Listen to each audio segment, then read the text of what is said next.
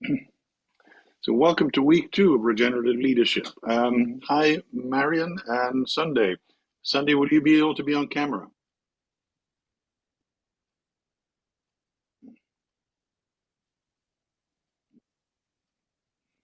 Sunday, you there? Oh, come on here.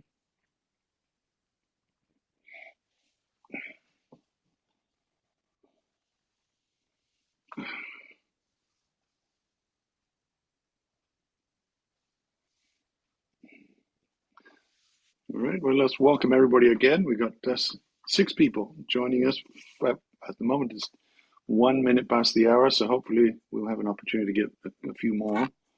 In the meantime, if you can be on camera, let's see if we can get everybody into the room so we can work together. There we go. There's that Marion. Oh, well, hi, Marion. So not quite so early today, right? In the morning? Good evening from the Philippines. Yeah, sure. Great. Ashley and Sophia, can you get on camera? Can you hear me? Oh, there you go. All right. Let's get people online so we can see each other and work together if we can.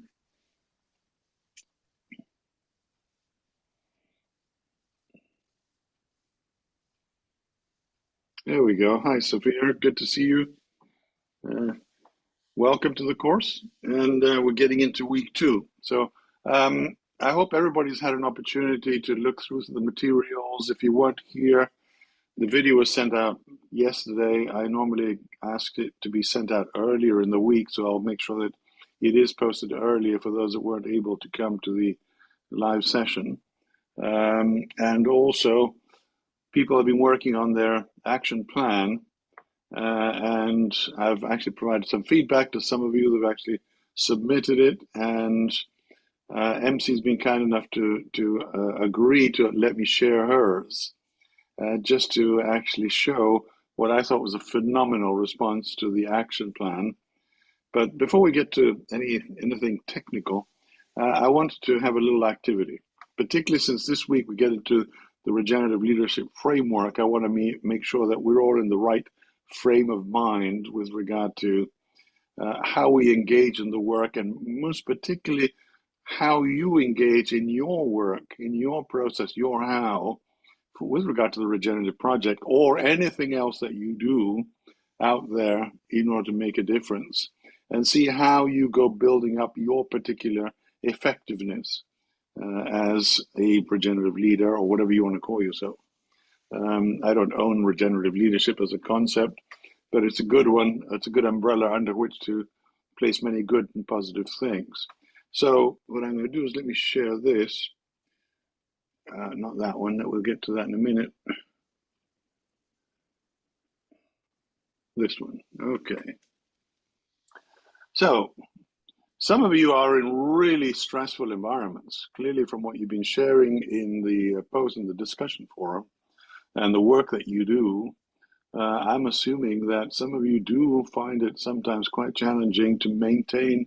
You remember last week we were talking about the importance of the tone of the regenerative leader, of always looking for opportunities and hope for the future. And that requires us to be fairly balanced, and to be able to work with even the most difficult people in ways that really shape the conversation. One of the things we're going to be getting into today is what we mean by generative dialogue or generative conversation, which is in quadrant 3 in the framework, and how we go about that. Without that, nothing else works. And so when we are distracted or when we are thrown off base or off our balance, we might not engage other people in ways that are as positive as they could be. So the question to you is, and since there are so few in the room, I won't divide you up yet. What do you do to renew your personal energy? So let's start with somebody. Ashley, I dare you to come forward and say, well, what do you do to reconnect? I can start just to, not to embarrass anybody too horribly. I play guitar. I've been doing it for 50 years, and I go back every day. I practice, learn something. And I live in a beautiful setting here in Massachusetts. So I live very close to the state park, is actually right next to the house. So I do have nature to engage with, and I have music, which really helps me to reconnect with myself in order to be able to be much more balanced and harmonious when I engage others. So, with that said, Ashley, what's your strategy or what practice do you do? Sounds good. So my way to practice self-care to de-stress myself is watching films. I consider Okay. myself a cinephile, so I love watching Alfred Hitchcock, films by Godard, uh, Mm. South Korean films, French New Wave, Italian New Wave, etc. Uh, yes, I've challenged myself this year to watch 365 films by the end of Wow. the and I actually reached my goal 2 days ago. Uh, Wow. so I might, thank you. And I might hit 500 maybe. But yeah, that's my way to de-stress. Amazing. Okay. Uh, Going around the room, Marion, what do you do to reconnect to yourself and come back positive? Hi.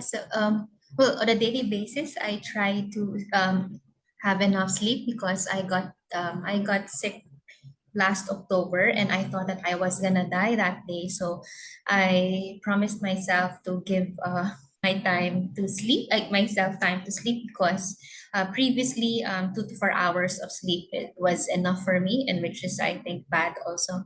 But on a more periodic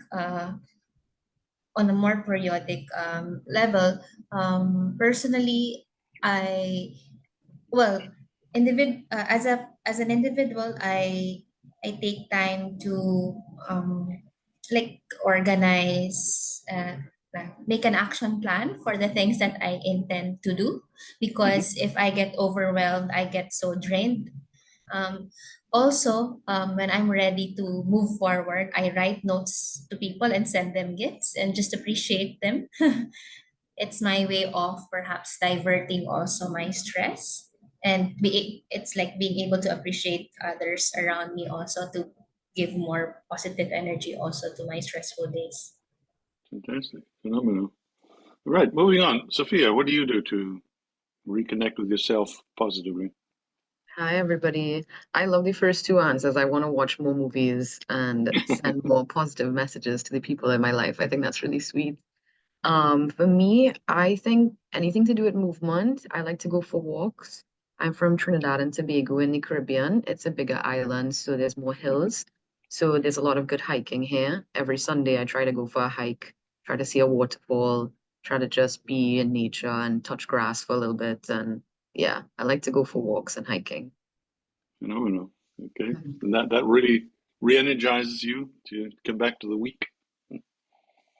Okay. Monica, what do you do to reconnect with yourself? I to reconnect. I love to go to the beach. Here in Hmm. Peru, we have lots of beaches, and they are very close from the place where I live. So I love going not exactly to be in the water, but walking by the sea. I love that. I love to feel the breeze and to see the birds flying. That makes me feel like calm. And I can stay there for hours, like thinking in my life and looking birds, like looking at them so free. And that makes me feel like very happy. Great. Okay. Yeah. I love the beach too, but I no longer live there. Uh, but when actually we moved to Florida, I was at a little town that's called Delray Beach in Southeast Florida. And I remember going for the first time and going into the water, and I said, I've just died and gone to heaven. Uh, because, yeah, we grew up with, in Argentina, we always go for the holidays, you wait the whole year to be able to go to the beach. And that has always been something that's remained with me. Sunday, what can you hear us, and what do you do to renew yourself? Hello?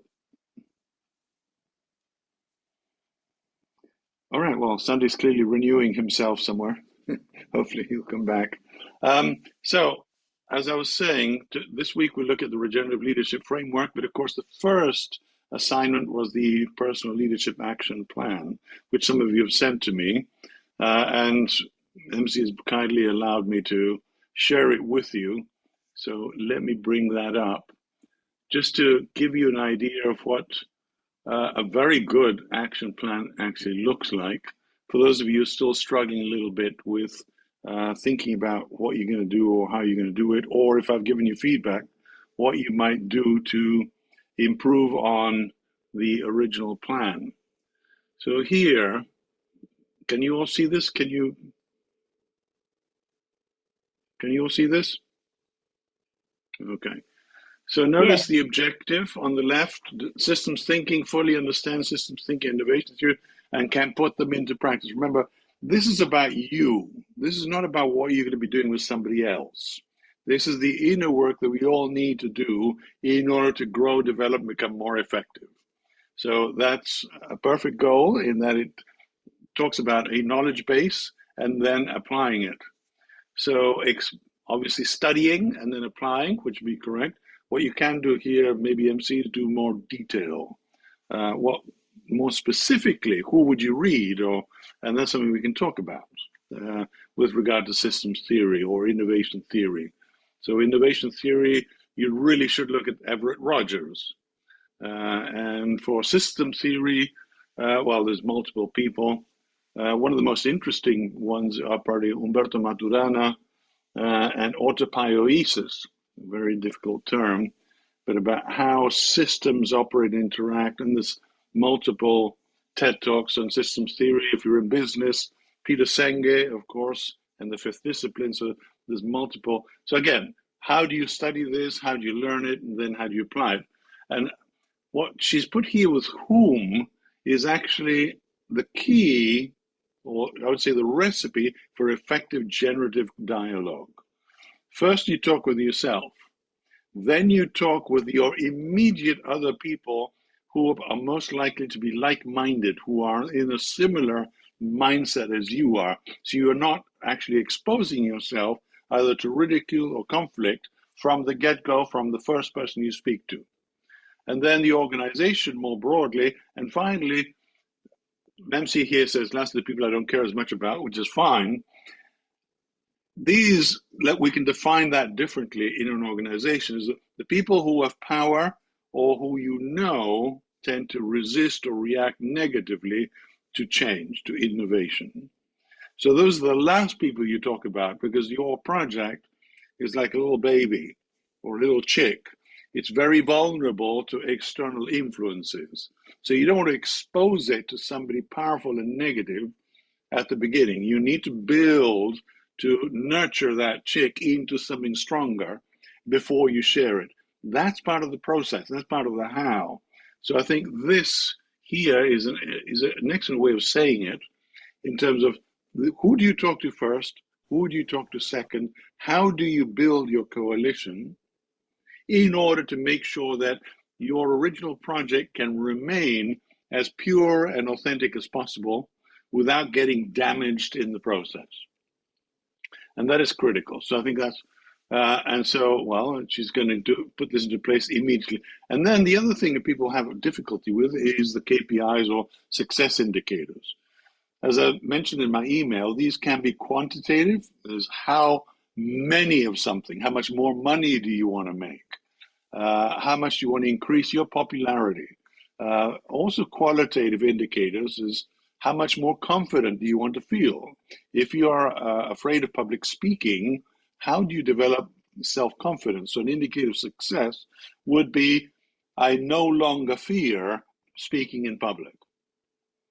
And that could be all feedback from others that you've become so good at, for example, MC here with innovation theory, that she can actually bring an innovation to the attention of her organization, and it quickly gets traction where before there was a lot of resistance. And what happened there? You're all familiar with the concept of resistance to change? You've heard resistance to change? No? Okay. Whenever you propose something new, There are people who adopt your change very quickly, and there are people who are not quite so convinced, and there are people who resist change. Does that make sense? So, resistance to change is a critically important aspect of a leader's work. What I say is resistance to change is not the problem of the follower, it's the problem of the leader.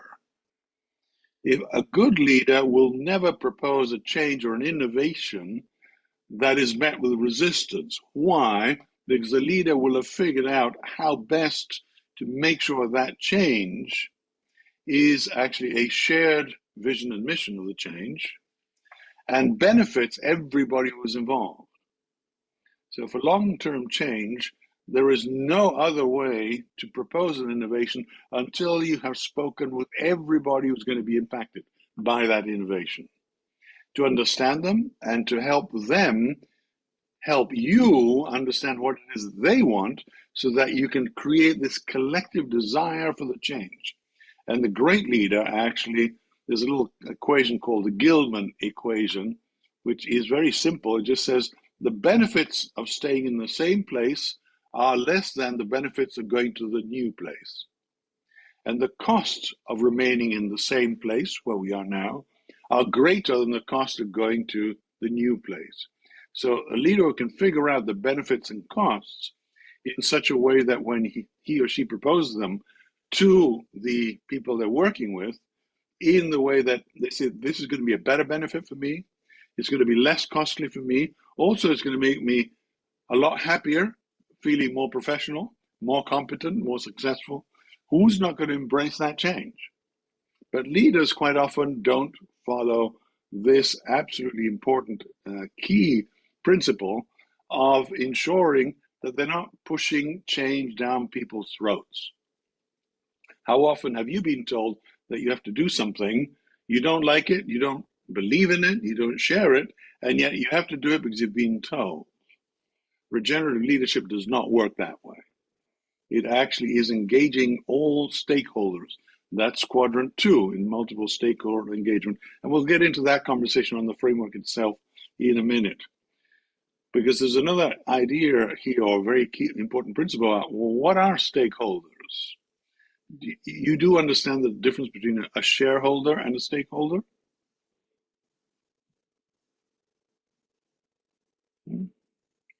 Okay, Sophia, put you on the spot.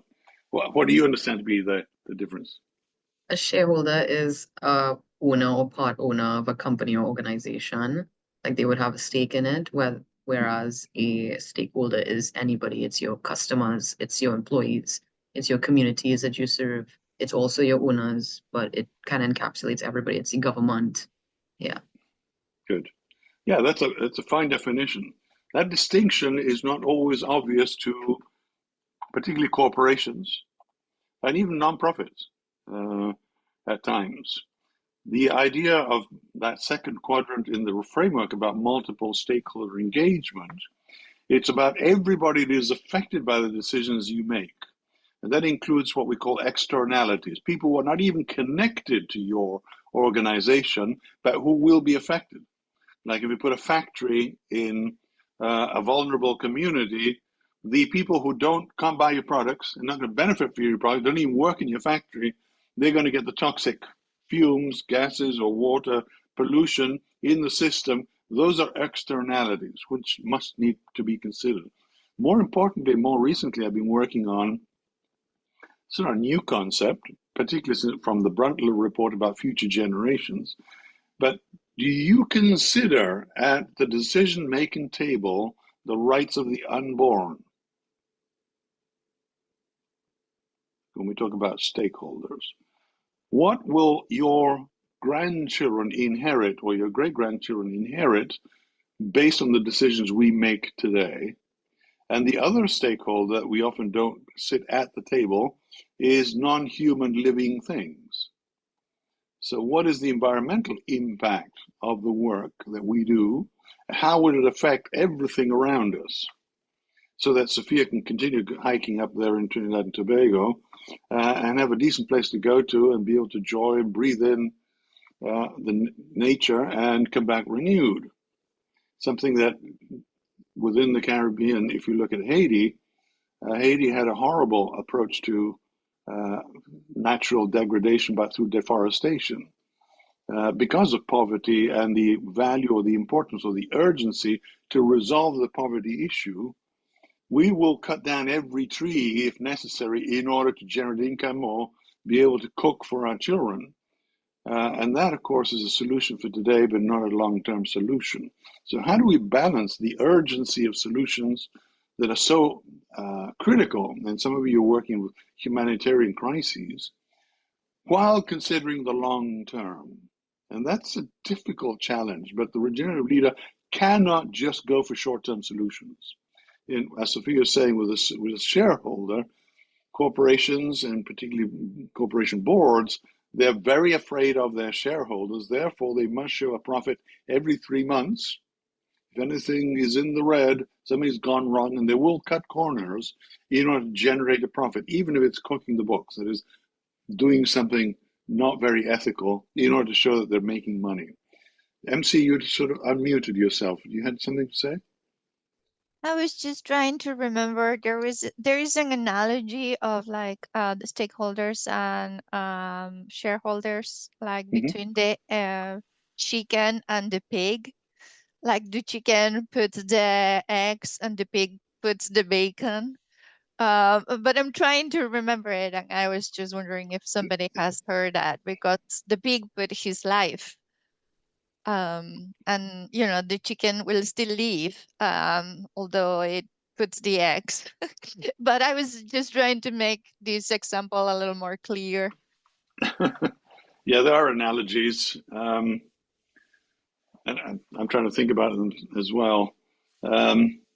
Obviously, an unborn chicken in an egg is not a living thing in the same way as a chicken itself. And we do talk about the bacon, and I can't remember what it is about the pig and the bacon, but you're right. There is something about one thing is not going to be killing it. The other thing will allow it to continue living. And there is Yeah. an analogy there. But And maybe you go ahead. related to externalities, Mhm. I think in one of the slides you have that Einstein phrase that said, Sure. we are not going to solve problems if we keep applying whatever that has not worked. And personally, I Mhm. work in climate change, and climate change is a result of externalities. Like Mhm. we never thought what we're putting in the atmosphere, and now we have this big challenge. I study also food waste. That is another, like it's just a bad design. There's Yeah. so much food waste when there are at the same time people that don't have food. Is I don't know.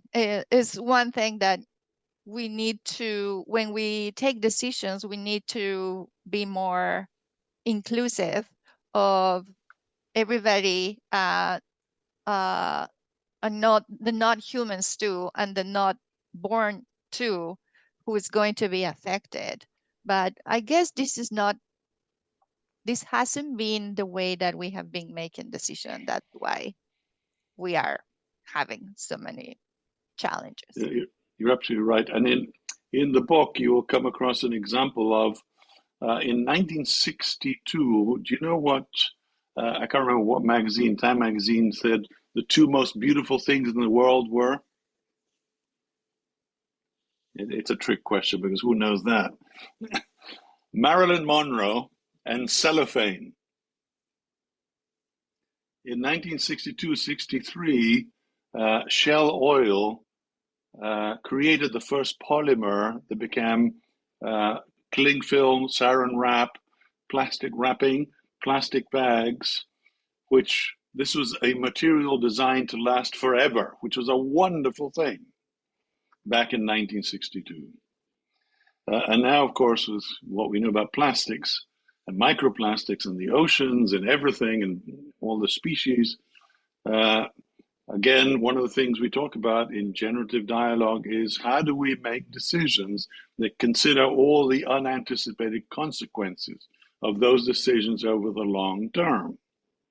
And that's why it's so tricky particularly for nonprofits who have a very urgent mission, such as working with refugees or working with abused children.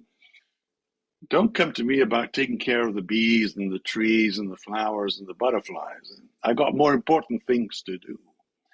But as our work scales up, if we're working with refugees, for example, they will have a huge environmental impact wherever they go. And if we don't consider the systems and the infrastructure of that impact and make decisions, this is going to be a tragedy in slow motion for this particular community. So the social implications and environmental implications, as well as economic. So how do we consider all three in order to, and as here the response to Einstein's comment about how do we suspend all the ways of thinking that no longer serve us? Because we tend to go back into those habits, those old ways of thinking, particularly when we're under stress. And we allow people to actually persuade us that that's too ambitious, that's too foolish, that's too idealistic, that's not possible. We've tried that, it's been done before, it didn't work. When we get that kind of noise in the conversation, it becomes very challenging to respond in ways that are appropriate without losing sight of the bigger picture. And then the other analogy, MC, here is of the Iroquois Native Americans who made decisions thinking of 7 generations into the future. So think about if any decision we make, how is this going to affect people 7 generations down the road? Who makes decisions like that? And that's why in the framework we talk about desirable futures, desirable emerging futures. Can we plan with 200 years in the future in mind and then work backwards? And that's that concept in the framework of backcasting, which we can talk about. So I'm not going to go through all of this because that's all they're posted. Does anybody have any particular questions on the framework, which is here? Is there anything that was not clear? And I'm assuming that you've seen it. If you haven't, I don't mind going through it, but I'd rather not because I don't want to bore people if you have, and that was the assignment for today. So is there anything here that strikes you as important or that you don't understand that you'd like to talk about?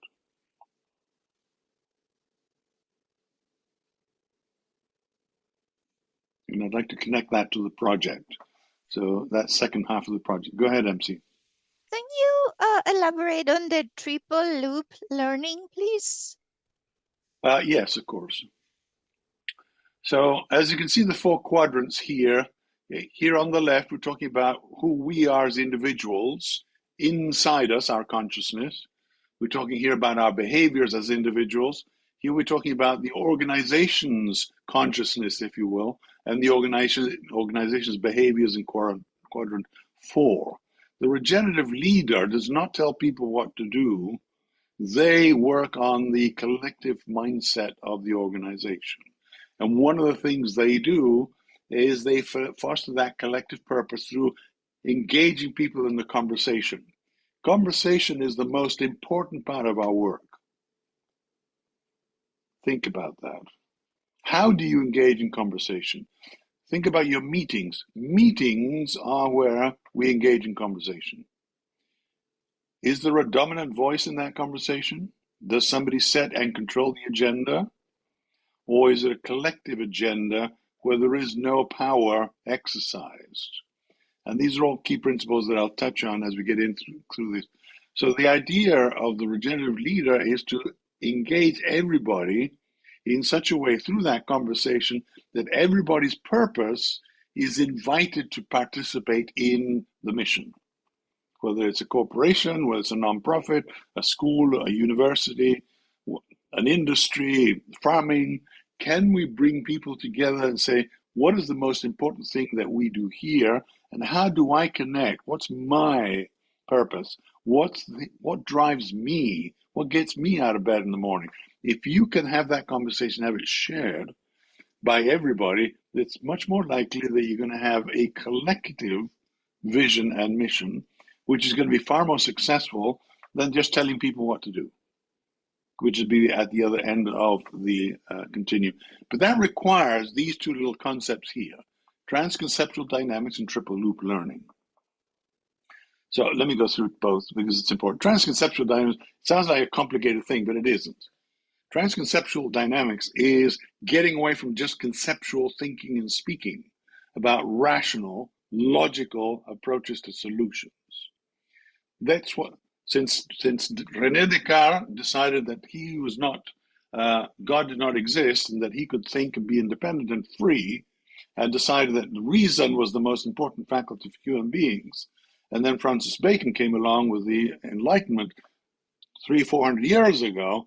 We have created a rational model of working and doing things that have not considered everything else that is important, including other human faculties when we engage in conversation. So how do you invite imagination, creativity, intuition into your conversations when you're discussing work? How do you allow emotions or even values and spirituality to be a part of the conversation? That's transconceptual dynamics. We're far more complex than the left hemisphere of our brain. Does that make sense? But in some work environments, we're not allowed to bring the whole person into the conversation. We're only allowed to bring in the spreadsheet. That makes sense? So as a regenerative leader, consider how you approach the creation of your meetings, of your conversations. When you phone somebody, when you talk to somebody in the corridor, what is, one, how do you come across emotionally, spiritually? How would you engage in imaginative, intuitive conversations where you allow the whole person to share without fear? And how do you go and take an organization away from accountability based on fear to responsibility based on love? Accountability is a system we need to put in place because we don't trust people. Responsibility is an organization where we trust that people come with the best intentions and might need help in developing their skills and their knowledge, but they come with an open, full heart, and therefore can engage in valuable work without thinking only about themselves. And we'll get to that in a second. So that's a very quick introduction to MC's question about triple loop learning. MC, you'd actually unmuted. You wanted to add something? No, I was just remembering that in the reading you mentioned something like combining the ontological with the epistemological. So now that you go over this, is much more clear for me. So thank you. Yeah, those again are big words. So I won't go into what we believe about what the meaning of life is at the moment, but that's your problem. But if we don't bring the meaning of life into our conversation, then why are we getting together in the first place? Because purpose is based on what is meaningful to me, and then to you, and together how to create a larger meaning for us all, so that whatever we do is meaningful to everybody who is there. Otherwise, why would you want to be there? So, triple loop learning. So this comes from, obviously, there has to be something before that, and yes, there is. There's single loop learning, double loop learning, and triple loop learning. Single loop learning is the factory assembly line. That you build a car comes off the end of the assembly line, you take it out to test drive it, the wheels fall off, you say, what the hell happened? You realize that the stupid idiot who was actually putting on the nuts on the wheels didn't tighten the wheels enough. You go back, you fire that person, or you train them how to do it properly. The system works fine. Nobody questions everything else. Single loop learning, we learned the lesson. This wasn't working. We fixed it. We carry on. This is what we do not only in factories, we do it in schools. We do it in business. This single loop learning is very close to the single bottom line. Double loop learning is when you realize that something's not working here, and you start questioning some of the assumptions about what we do. So why do we have a factory assembly line in a linear model?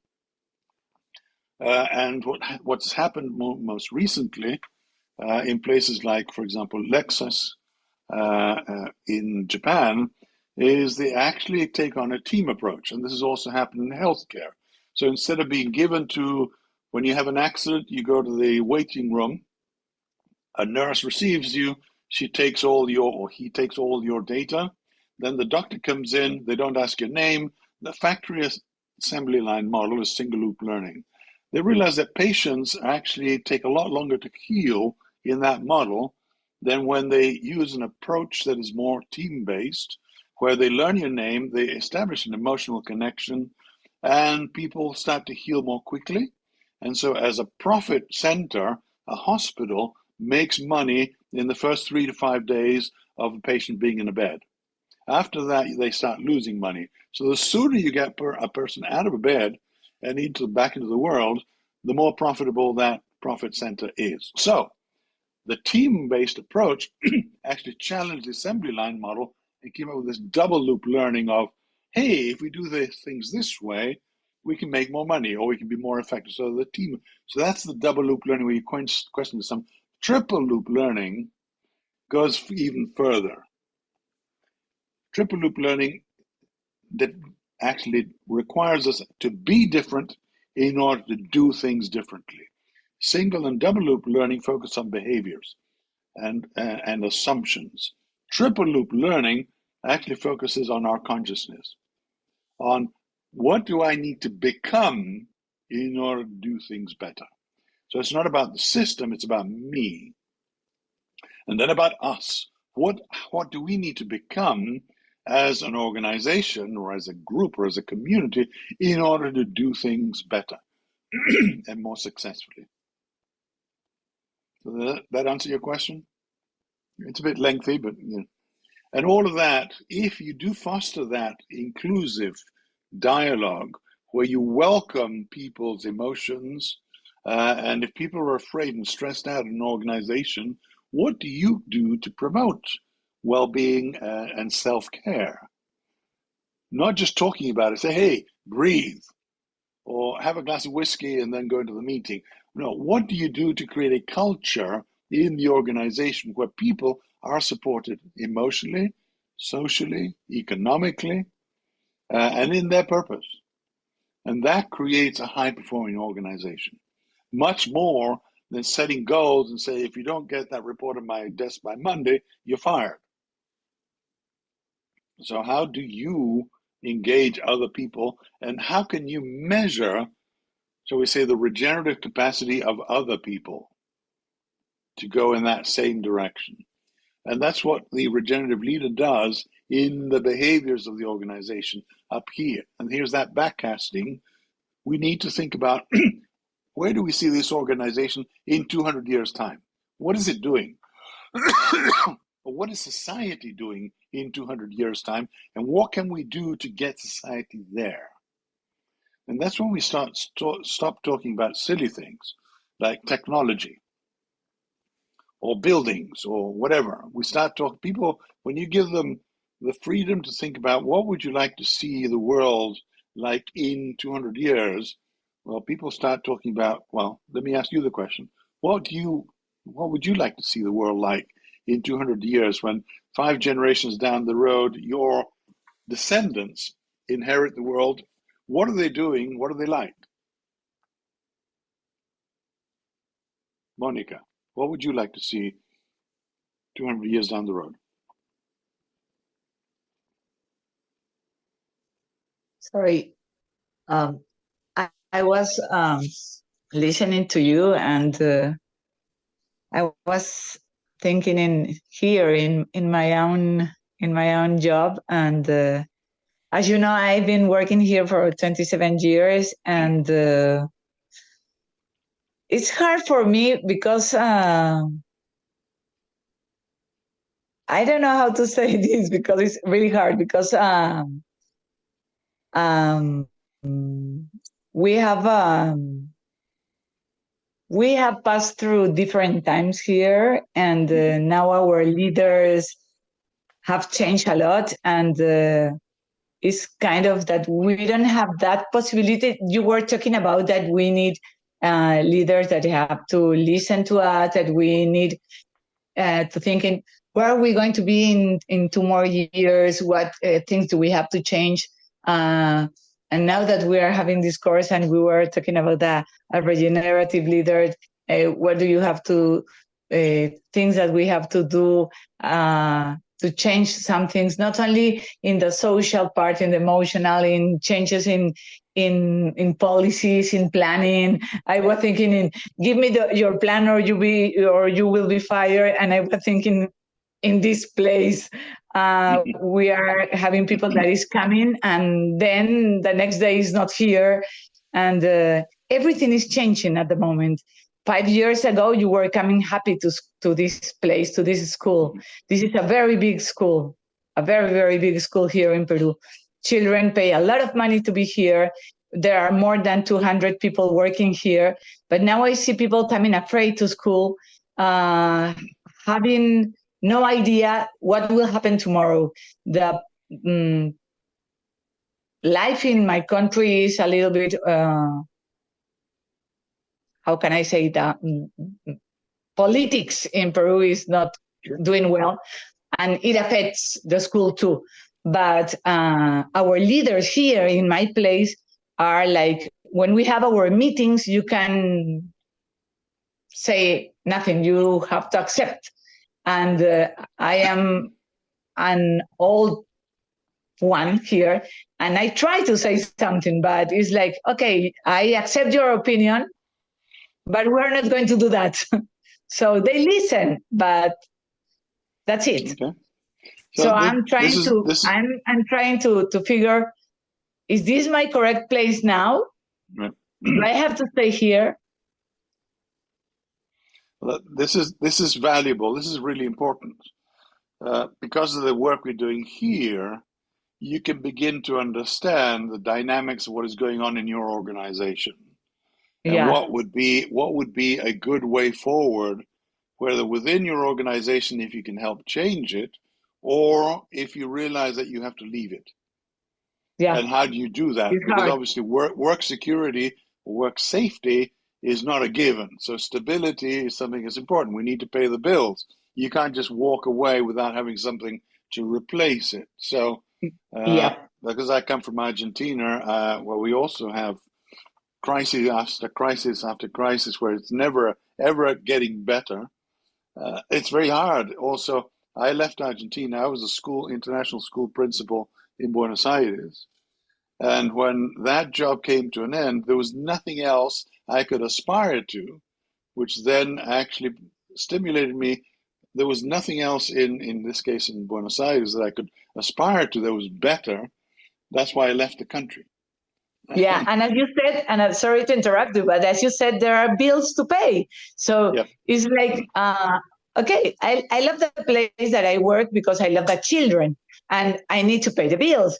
And but what can I do? I want to stay here. I want to continue working with my kids, but I don't want this because I always wanted to work in a place that I can use my voice to express what I think is the correct thing to do. Not to fight, but to express the things. I am very an easygoing person. I love to say what I think in a very good mood. I never fight. I have a good relation with everybody. This is why I am here 27 years. But now I feel that I am not happy. And this is bad. So we need to move on to others. So suggestion, become a regenerative leader in a small ecosystem within the school. Can you work within a department, within a group of teachers, and preserve some sort of sense of positive optimism and positive energy within the people you can speak to, which helps you create a bubble within a toxic environment. And that will give you enough positive energy. And presumably you probably already do that, but you might become more conscious of doing this deliberately with those people that you trust and who trust you. And instead of speaking out in public against something generate enough groundswell for suddenly when people revolt against the powers, it's not you, it's so many people that they have to change. Because individuals are voiceless, they're powerless. In any election, numbers count. So in any toxic environment, numbers count. Can you create enough of a, what do you call that? Enough of a, I can't remember the word, a coalition of positive people who can slowly begin to undermine the negative without exposing yourself to retaliation. Yeah, we have a group of people that is like against the things that are happening, but here we are not allowed to have those groups. I don't know if I don't know the name.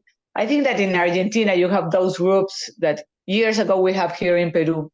I don't know the name in English, and I can't remember in Spanish. Like there are those groups that they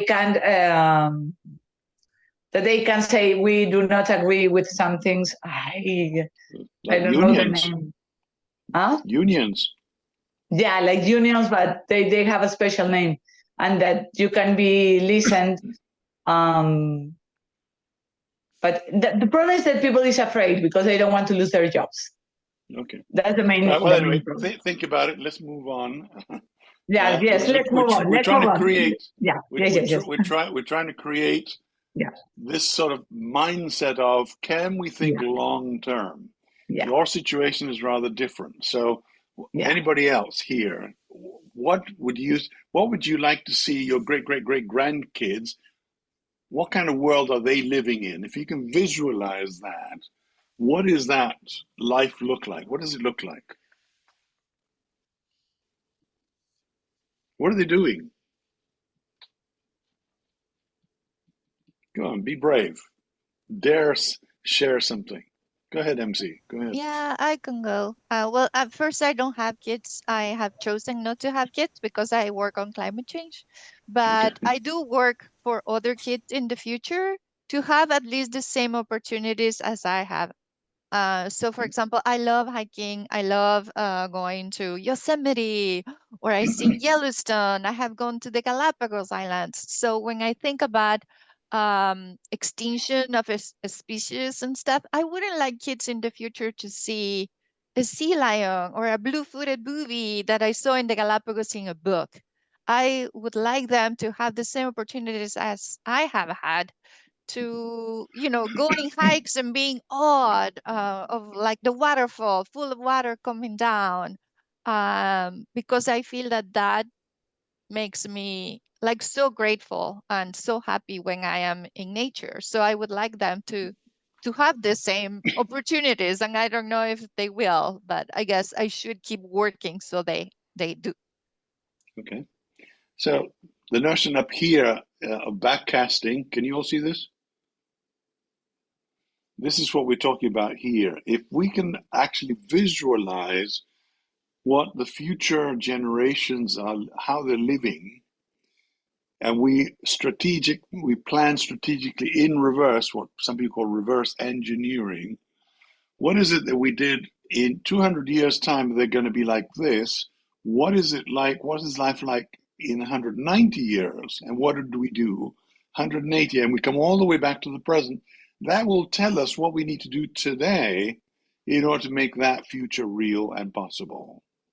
And so MC's work in climate change is trying to figure out ways to ensure that all of those species continue to thrive and flourish. And in order for them to be there in abundance and in balance and in harmony as a system 200 years into the future. And she presumably is making decisions with other people that will promote that kind of long-term vision. And so I'm assuming that all of you, Sunday, you would like to share? Yes. Hello, everyone. Yes. John, I really appreciate what you're doing because it's a very nice work, great work. I mean, I and I was also connected to the system, but I was having issue with my microphone. So Okay. one of those things I would like to say, one of those things I do, I would like to agree with Mania. One of those things I do when I try to reconnect to nature is I sleep a lot. I try to relax myself by sleeping, and that's one of those things I do. Concerning the question you asked about the kind of world we want to be in 200 years time, I hope to have a world that is deeply rooted in love and compassion, where every action reflects our commitment to nurturing our planet and one another. I was reading one of the materials on one of the materials for I think for leading for regenerative leadership for sustainable development, which says something about love. I work in an NGO that teach youth on urban agriculture, and we get funds from international organizations to train these youths. Uh, I learned a lot during those period, and I realized that there's a way there's a easily room for you to be biased towards certain approach, and also respect also an issue. So, but reading after reading the books, I realized that love is doing things in love. That is where we can actually have way forward in in every of all those things that we are going to be doing in life. So I believe that a world that in the next 200 years, I deeply believe that showing love and compassion, we give us a better world. I think that is my contribution. Thank you. I think you're absolutely on point. So imagine how easy it would be if every decision we made was based on love and not on greed or fear or self-interest or whatever else, or ego. Remember, what is the only thing that gets in the way of getting everything done is ego. Every time somebody's ego comes into the conversation, we cannot create a regenerative solution. It's only going to be something that satisfies the self-interest, particularly the people in power. So whether it's Monica's school or whether it's a whole nation with a government that actually seeks power and wants to perpetuate itself, or a corporation that is greedy and cannot consider the impacts, which are also affecting even their own profit now. Ego, when it gets in the way, that makes it impossible for us to create a future. And you also notice that Sunday is not talking about, well, we're going to have beautiful buildings that are integrated into the natural landscape. It's not necessary to talk about that. What we need to talk about is who we are.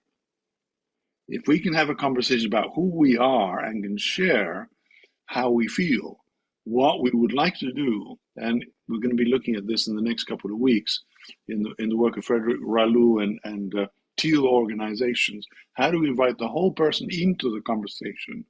It's much more likely that we're going to create a future, as Sandy says, where there is love and compassion, where people, as MC was saying, can enjoy the same privileges that we do, or even better.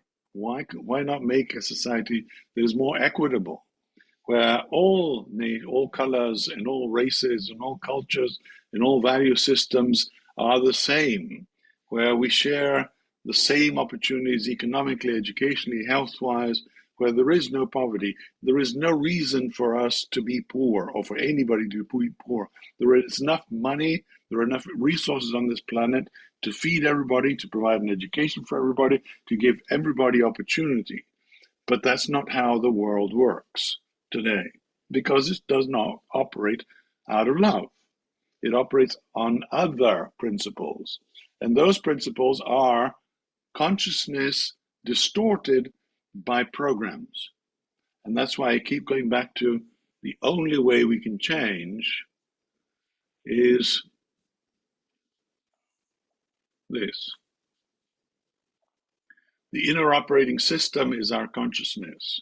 That is what drives our behaviors and our decisions. We need to reboot the human race.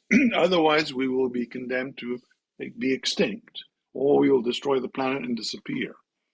And until we acknowledge this and do something about it, and that's why the action plan is important, because it's about me. What do I do to become that kind of person, leader or follower or whatever it is, that can promote that kind of conversation, that can promote love and compassion, that can make the right decisions that will not have unanticipated consequences down the road. We no longer have the luxury of creating a new industry that will continue to destroy the natural resources, which we no longer have enough of. So how do we do that? We need to stop right now and first acknowledge that there's something flawed, there's something wrong with how we think, and therefore how we behave. And each of you in your own environment needs to conduct that analysis. You need to become a researcher of what is affecting my and our capacity to create a truly positive environment where people can flourish, where people can grow and prosper, where people consider and take care of themselves, their economy, their family, and their planet, and their community. What is wrong with us that we can't do that? Why do we have, obviously, immigration streams coming from Venezuela, or coming from El Salvador, or coming, obviously, from Africa going into Europe, or into Ethiopia from Sudan, as we heard the other day? Why is that happening? It is because we have not been able to reboot our iOS, our consciousness. We continue to operate in a very flawed manner. And again, this journey is one that we must take. And the regenerative leadership framework is only one approach. Again, I'm not selling this. This is the solution. You follow my principles and you will save the world. No, that's not it. Because this does not work that way. This is just a nice little figure with a lot of things based on my research that I found is common to leaders across many types of organizations in the not-for-profit world, also in education and in government. But it doesn't mean that if you read this and learn it, that you're going to make a better world. It's understanding the underlying dynamics of these things. That's why one of the things I've asked you to do is to watch Majora Carter's TED Talk, because she's somebody who actually embodies regenerative leadership. She presents it in a practical way that shows how her life and her impact has changed because of the way she has adopted these principles and made them hers and brought them to life in very specific situations, which is what we all need to do. What is your impact in your place where you are? And how can you get out of toxic environments like Monica or change them? Like Buckminster Fuller said, very famous designer and engineer and inventor, if you cannot change your organization, go away and create a new organization, allow the other one to collapse into dust, because that's not the way the world should work. So if you can't change the organization, at some point you're going to have to make a decision as to what to do, whether to remain and comply with that environment or find alternatives to see if you can get something better. But again, each of us is constrained by our programs, by our fears, by our needs. If we have families, we have to feed them. We have to pay the rent or the mortgage or whatever it is that actually keeps us in compliance within toxic environments. And that's very unfortunate, because that means that we are suffering the abuse of people in power who are taking advantage of our need and speculating with it in order not to engage in regenerative leadership or generative dialogue, in order to do something which is better in this case for the kids. So that's a lot of talk. But anyway, so for your project, third order change is the direct correlation to triple loop learning. If I can become different, then I can engage third order change, which is that ability to create a plan that will help us reach those 200 years in the future with a society based on love and compassion, or love and freedom, or love and real democracy, or whatever it is, where people can move freely, have no restraints, are able to fulfill their purposes in life and get the support that they need for whatever they need and flourish. In order to do that for the project, you need to do this. What the regenerative project is something that's a very small thing. So you have the outline, you know what you're going to do. Last week I was telling you how important for my work is to help you design the process, the how. And the how is this: can you design a strategy that engages other people to create a prototype of a model that works for your work? So something that you can use in your region, in your environment, in your workplace, in your organization or community, to try to experiment and explore options of how better to do things, considering not just the economic or not just the social and not just the environmental, but all three. And all three are an excuse for the more bigger picture, which is well-being. So if we do manage to reconcile natural elements, social elements, and economic elements, what we will foster or promote is well-being for everything and everybody, which is the ultimate goal. So sustainability is the well-being of everything that is alive. And that's the ultimate goal. So the project here is, for now, is that little prototype. Create a model, a design of a process where you will engage others in conversation. How will you do that? How will you be humble and without ego? How will you be positive?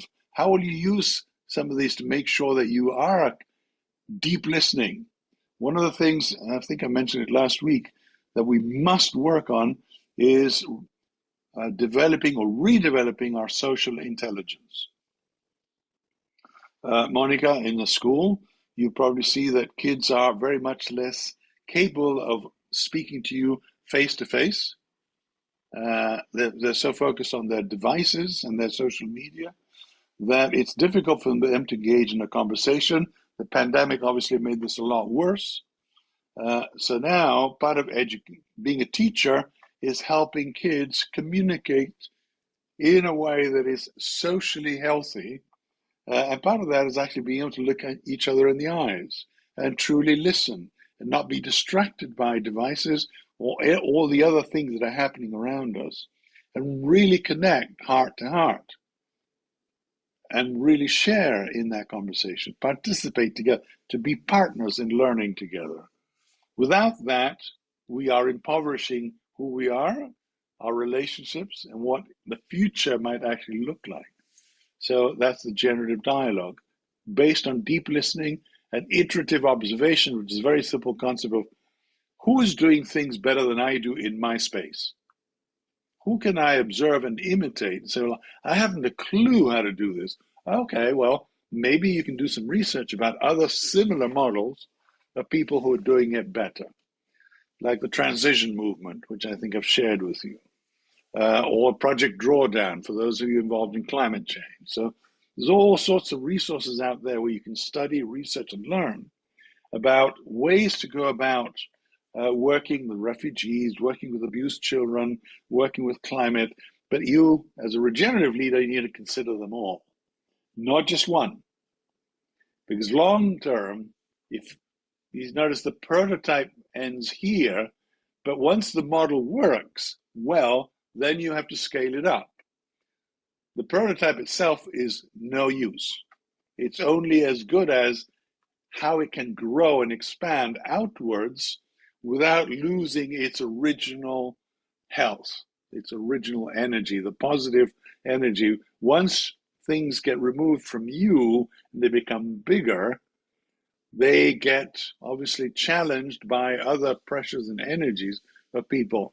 So if you can't create a prototype that is robust enough to scale up, it'll never get mainstreamed in the same way as it in the original intent. Does that make sense?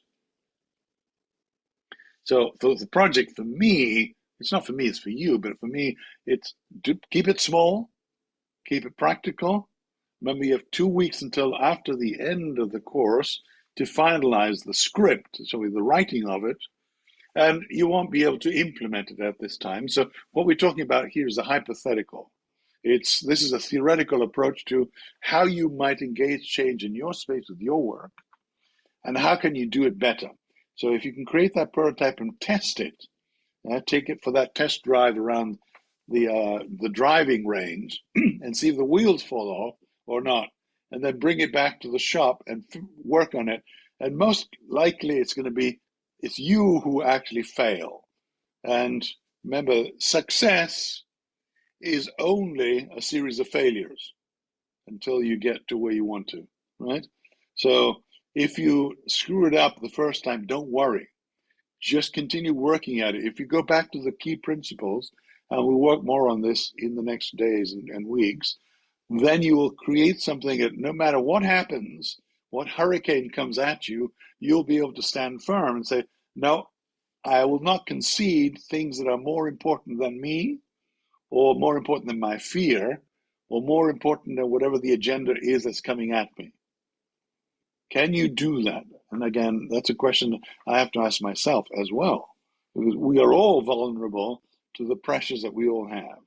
So you're not alone in being, again, going back to Monica's example, of being isolated within a toxic environment. Whether it's within a small environment or a larger one, there are toxic elements everywhere that will undermine or even destroy what you want to do. So how do you build a robust model or prototype that will then grow and not get destroyed? So that's the challenge for the project. Questions? You understand circular systems of collaboration? Anybody want to take a stab at that?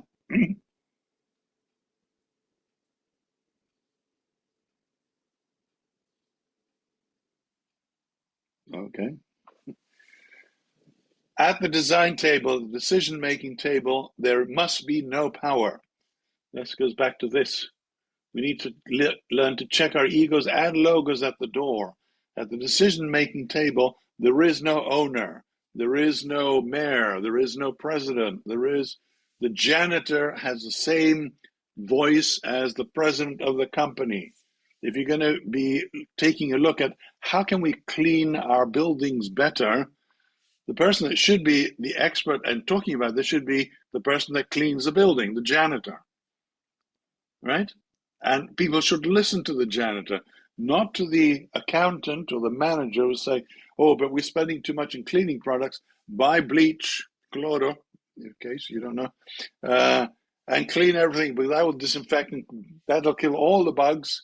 But obviously, that will kill people as well, particularly young kids who have respiratory vulnerabilities. So again, circular systems of collaboration are horizontal structures where people come to a table where there is no power, nobody to respond to. Everybody is part of the decision. And if you don't listen to each other and everybody, then the decision you make will not be one that is the best and most appropriate. So if that's if the dynamic of your meetings is somebody has power and people will not share for fear of retaliation, that is not a circular system of collaboration. And that's what we call a heterarchy. But anyway, and the other thing is the infinity symbol here with the field of emerging consciousness and empowerment. This field, and I'm going back to the educational analogy, that field, this is something I took from Otto Scharmer and Theory U, is what we call the soil where ideas are born. The deeper the field of emerging consciousness, the better the fruit, the flowers, and the vegetables that we will grow. As a leader, we nurture people's consciousness. We don't tell them what to do or how to behave. If we can nurture and cultivate people's consciousness down here, the soil here will become deeper, richer, more nutritious, and will lead to better behaviors. Because behaviors are the direct consequence of our consciousness. and again, I keep repeating myself just to make sure that you realize how important I believe it is, and to see how you can actually translate this into practical things. One thing is the concept, another thing is how do you make that happen? That's what the project is for. How can you make consciousness the operating system of the decisions you make based on that consciousness? And the fewer filters around consciousness or lenses around the consciousness, the less distortion we will have in how we see reality as it truly is. And that again is hard because we all have our values, our beliefs, our culture, our abuses, our traumas, everything we've experienced separates our consciousness from reality. So we need to work on reducing those lenses so that we can actually see reality as it is and operate accordingly. And that's where creative intelligence, systems thinking, global ethics, and all of these other personal things come in. So the infinity symbol means that this is a never-ending process. Nobody is a fully formed regenerative leader. We're all in this journey towards. And that's why we always keep coming back and start again, or, well, hopefully we evolve and get better and better and better at it as we go learning. But it's that recognition that we'll never become 100% regenerative leader. We will always be, and hopefully humble enough to acknowledge that this is an evolving process where we can get better, certainly, if we acknowledge that we're not perfect. All right? So again, I've been talking too much, but hopefully that captures some of the main concepts of the framework for everybody, those who are here, those who aren't, so that they can sort of pick up on some of these ideas and then bring them into the project.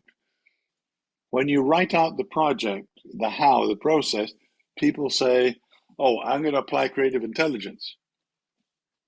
And I'm thinking, how? So if I were to ask you, okay, you're gonna put in creative intelligence, we're going to do that.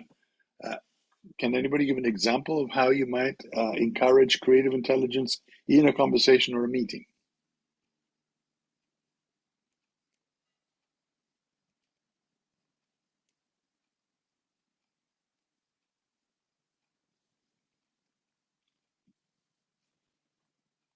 I rest my case. MC, you got an idea? Go ahead. Maybe leveling the field of everybody understand what creative intelligence is, so we can talk about it. I don't know. That was the first thing that came to me. Okay. So creative intelligence, when we speak of innovation theory, innovation is improving something is already there. Does that make sense? That's why it's called innovation. We actually take something that's good and we make it better. So if you have an iPhone 15, yeah, you know that it came from the iPhone. We've gone through all the different iPhones, but the first iPhone was creative. You see that? So creative intelligence is how do we encourage people to come up with not just to improve the systems, but maybe recognizing that everything we're doing is obsolete. And everything we think is obsolete. This idea of suspending ways of thinking that no longer work for us requires us to be humble enough to say, maybe everything we do is not enough, is not good enough. Maybe we need to go back to square one and reinvent the human race. That's creativity. That's encouraging people to say, look, I know we have all these systems in place in a corporation, in a school, in an industry, in the legal profession, whatever you do in the United Nations with the Commission for Refugees. There are all these systems in place, many of which do not work or serve the people they intended to serve. Right? Can we acknowledge that? So maybe we need to have a conversation before we engage the systems about the system. That would be double loop learning. Triple loop learning would be recognizing not only does the system not work, we don't work. we are obsolete in how we think and operate. So creativity would be saying, well, maybe there's something else in us that can help us figure out solutions to the problems that we have. And Sunday's contribution here, which is really important, love and compassion is not rational. We can't design a strategic plan in order to implement love and compassion. It's something deeper that comes from somewhere else. It doesn't come from the left hemisphere of the brain. Sunday, you wanted to say something? Yes, I let me just make a little contribution about the creative intelligence aspect. Right. Yeah, can you all hear me? Let me make a little contribution about the creative intelligence. In my organization, as I said earlier, that we train youth on sustainable agriculture and climate smart agriculture. We recently we realized that farms are closing down. Farms are closing down, and we continually train youth to go back to farms. Why farms are closing down? And one of the major reasons why farms are closing down is the inflations and increase in cost of productions. And we as an organization, as an incubation center, uh, we keep on going with the trend. As farms are closing down, there's no we are not making provisions for innovations. And one of the major reasons why farms are closing down is inability to sell most of their products. So as an organization, we can't continue doing what everybody is doing. So our major purpose is to create ways, sustainable ways of agricultural production. So what we do is that we try to incorporate a process where we can produce food at a cheaper cost, regardless of what is happening. So we try to engage our organization in that aspect, in the creative ways of producing items in a cheaper in a cheaper way compared to compared to what everybody is doing. I think that is where the creative aspect comes in. Try to do things differently from what every other people are doing, and try to make sure that whatever is happening in the economy is not. We try to make a way of engaging everybody to embrace creative marketing, where cost of food production is what is reduced to the minimum level that the trainings that we are training, they were able to go back into agriculture. Mm-hmm. So doing things differently to how everybody else does it. So in the case of Monica's school, why don't you go out and create a Montessori school and turn the whole thing on its head? So the principle of Maria Montessori is the kids drive the curriculum, not the system. So for learning, if we believe that kids are curious, we can actually ask them what they would like to learn. And that would be a creative way of actually putting the learner in the center of the learning process, not telling them what they need to learn in order to become a useful member of society, a productive member of the workforce, and successful according to what we believe is important, which today is ridiculous. And each of you are in an environment where I'm not an expert in those other environments, where you need to figure out how can you engage what Sunday was saying of doing things from a completely different direction, approaching the situation from somewhere you had not thought about before, and people are not thinking about. And that, again, is something you need to figure out in your environment, because I'm not an expert in that environment. You are the expert. So you're the ones that know what works and what doesn't work, what to emphasize and what to run away from, and how to do that. And the project, again, is an opportunity to create a little model where you actually flesh this out, you unpack this, not just the what, but the how, which for me is far more important than the what. Because if you do not do the how well, you will not get the what. MC, does that help?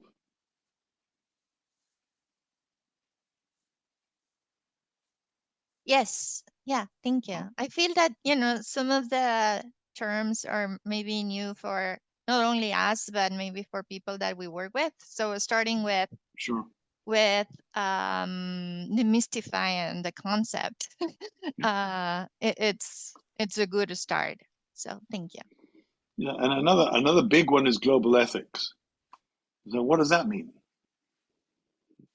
Again, a very simple concept, what I've given a really important sort of term, but very simple in that global ethics is, can I satisfy my needs and not actually undermine the needs and aspirations of somebody else? So can I satisfy what I need because I have to pay my bills without destroying the planet or destroying other people or damaging other people? And then when we get into quantum physics and we talk about the butterfly effect, we talk about systems. Every decision I make, every action I take affects everything else in the universe over that quantum environment. So can I become more conscious of every move I make, every decision I make? Can I work on my ecological, social, and economic footprint in such a way that I can prosper without damaging the capacity of others to prosper? That's global ethics. It's that balancing act between self-interest and the common good. And I call it global ethics because it gives that bigger context of everything I do or everything you do affects everything else, even though we don't see it. And so therefore we throw out the garbage, the trash, and somebody takes it away. I don't see where it goes. So therefore I don't feel responsible because somebody else is going to face the consequences of wherever that waste goes, because I can get rid of it very easily by paying money. And I have the money to be able to do that. So I am not becoming consciously a zero waste to landfill operation.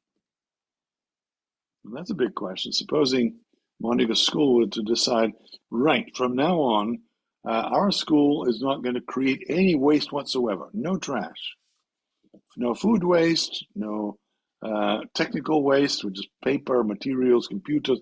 None of that is going to leave the school. We're going to take care of it ourselves. And a great experiment for that, if you want to try it, Monica, I don't know if you're in an IB school. Do you have IB in your school? Okay. One of the things that, one of the activities that we've done in the school is kids bring to school a backpack, and the waste they generate every day they put into their backpack for a week. And at the end of the week, they analyze the waste, and they actually just realize just how much waste we each generate every day. And that can actually be then connected to obviously science, mathematics, environmental sciences, and it is a very good way of actually doing something to help kids wake up. Another thing you can do is, for those who are looking at social issues, I don't know if you're familiar with the Walk of Tears of Native Americans in the United States, where they were taken away from their native lands to reservations, is to create a week where the students, they don't have any more desks, classroom, or lockers. So for a week, they're nomads. They have to take everything, carry everything with them for a week to realize what it means to be a displaced person who has nowhere to go, nowhere to find refuge, and to have to rely on each other for support and survival. So there are ways of actually bringing the message home. Again, talking about creativity, MC, there may be ways to actually doing activities that actually help people. There's a very good book, and I can't remember the name here, about a corporate consultant who works with a corporation who's an industry factory producer of products that are engaged in toxic waste. So they have obviously fossil fuels and plastics. He actually takes the senior management team on a cruise to off the Greenland, and what they find in the wonderful ocean around Greenland is plastic. And then they can begin to identify the products of that company in the water. And so that brings home the fact that we tend to make things for profit, but then we don't realize the externalities, the consequences. Or I will chronic copy disease. those experiences. I will tell in upper school to copy. I love them. I think that the students in upper school will die if they have no chairs, no lockers. They love their lockers. That's great. And the backpacks, the idea of the backpacks is very interesting. Even in 5th grade, 6th grade, they can practice that. Yeah. Sure. They can be change makers. Yes, that's great. Yeah, you can do it smaller. Don't make people too afraid. Don't get the people in authority. Don't get the school head to come down on you like a ton of bricks. Anyway, we've got to close out because I have a meeting at 1:30. Anything you'd like to share at this time before we close, or questions? Just to close this conversation, I think that I have for me today is that we just not think just in ourselves, is just to think in themselves. Not it's only me, it's about everybody, you know. It's like sometimes we think that I am suffering. No, it's not only me, it's about all of us. Sure. No. Yeah. And the project is about how do I take my suffering, understand it, and then try to talk to somebody who's suffering the same thing, which that's the challenge, and how to transform that into a conversation about how can we turn this around? How can we transform the situation into one that is positive? If we can't do it with the whole organization, how can we do it in this small environment where we can actually find some refuge and some way to work more positively with ourselves, with each other, with the kids? Because your moral responsibility is to help students learn and progress. Your responsibility is not to comply with what the authorities tell you to do, where they undermine your professional judgment as to what is best for the kids. Yeah, and in every job, if you want to do something, you have to start with the first step, not just complaining. You have to do something. Good. Anybody else? All right, guys, I got to close out, so let me stop the recording.